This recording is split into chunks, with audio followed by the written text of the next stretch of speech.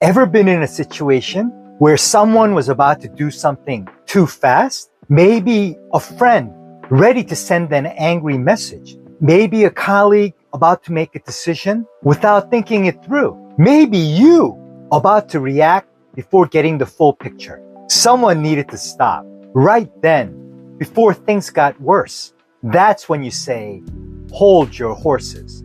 English with Bruce. Quick one. Hold your horses means stop. Slow down. Wait before you act, decide, or react. Just pause. Not forever, just long enough to think. In Korean, you can say 잠깐만요 or 천천히 해요. This is how people actually use it. Hold your horses. I haven't finished explaining the plan yet.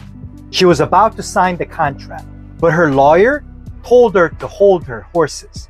Speed feels productive, but sometimes the smartest move is the pause before the move. Subscribe. I'll see you on Wednesday.